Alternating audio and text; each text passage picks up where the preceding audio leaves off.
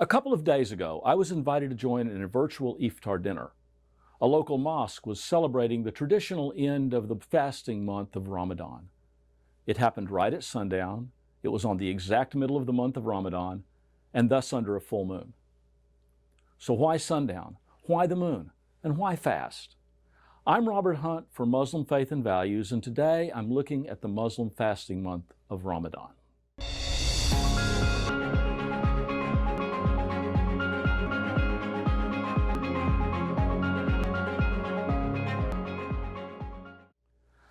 If we Christians know anything about Ramadan, it's probably because we joined in an iftar, or a dinner at the end of the day of fasting. It is a meal right at sundown where we hear a few prayers in Arabic and eat what we consider delicious ethnic food, often in copious quantity. Of course, it's only ethnic food for us. It's just food for the people who are serving it because it's the food they eat every day. Now, the first problem with understanding Ramadan is the food. When Christians fast, we do it because we're expressing our repentance for sins. In extreme cases, it is in association with sackcloth, ashes, and breastbeating. Our Christian fasting seasons and penitential seasons relate to something that used to be called the mortification of the flesh. This makes having a huge celebratory dinner at the end of 12 hours of fasting seem strange and even hypocritical. The more so when the whole month ends with 3 or 4 days of parties called the Eid festival. So maybe we don't understand the fasting month because we're focused on the food and not the meaning of the fast. Or maybe we don't understand it because it happens right at sundown. Why right at sundown? Why does the month have to begin and end on a new moon?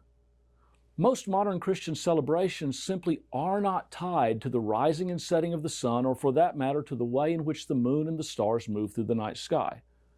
Most of our celebrations are determined by a date on a calendar and a time on a watch. We know that Easter moves around, but we don't really know why. And we can't ever figure out why it is sometimes the same and sometimes different from the Jewish Passover, and for that matter, why it's usually different from the Eastern Orthodox Easter, or why the Eastern Orthodox don't agree on Easter. So let's start with the reasons that Muslims fast. The short answer is they fast in Ramadan because God commands it in the Quran. It is an act of obedience, not repentance. Unlike Christians, Muslims believe that the flesh and body are fully under the control of the individual intellect and will. So fasting isn't just getting control of one's physical being. It is adapting the right attitude toward God. In the Quran, God teaches Muslims that the purpose of voluntary fasting is to remember the people who suffer from involuntary fasting, who are hungry because they have no food. Being hungry during the daylight hours for a month is a reminder of the hunger some people experience all the time. And this word, remember, is the key word in Muslim thinking.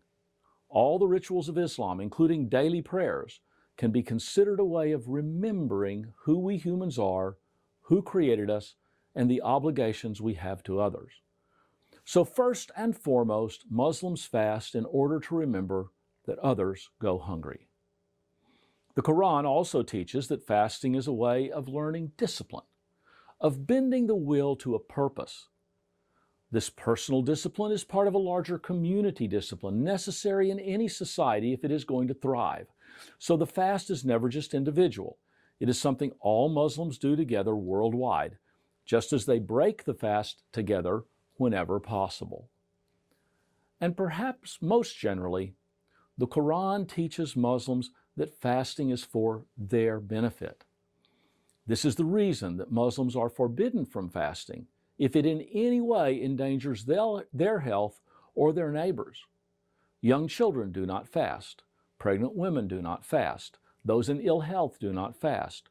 Those whose labor would make it dangerous to go without liquids do not fast, nor do those traveling by foot or horseback over long distances. And by the way, this is why the Muslim community rather easily adopted sheltering in place during this most important communal celebration, because the fast is for the benefit of humanity, not an excuse for hurting someone. All these people can fast another time.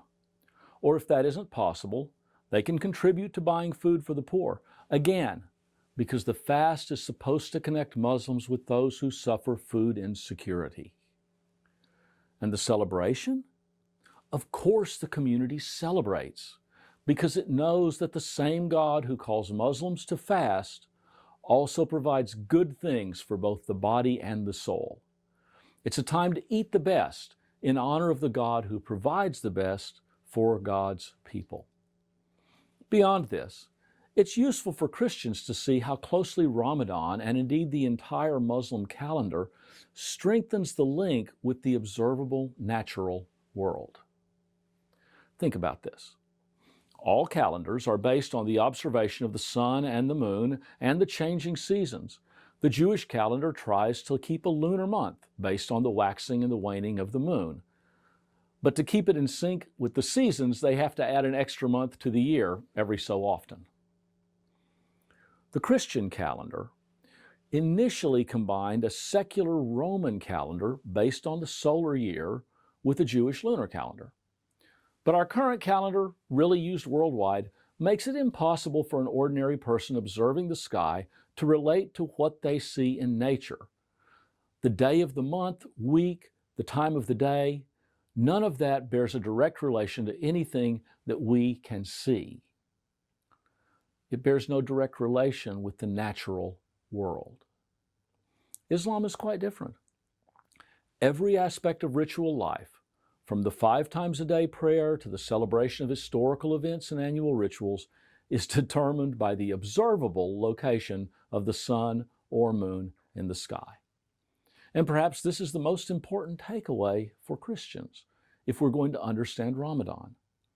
Fasting and feasting are commanded in the Quran as part of the normal cycle of life lived in the more encompassing cycles of the natural world. And this makes sense in an Islamic framework, because the Quran, the very singular revelation, refers Muslims to the natural world as also being a revelation. So, synchronizing one's life as an individual and society with the observable natural order is a way that Muslims remember both their Creator and their neighbors, and in remembering, they are able to be a servant of both. Thank you. I'm Robert Hunt for Muslim Faith and Values. Subscribe to our YouTube channel, check out the other great resources, and let us know what you think in your comments. Bye.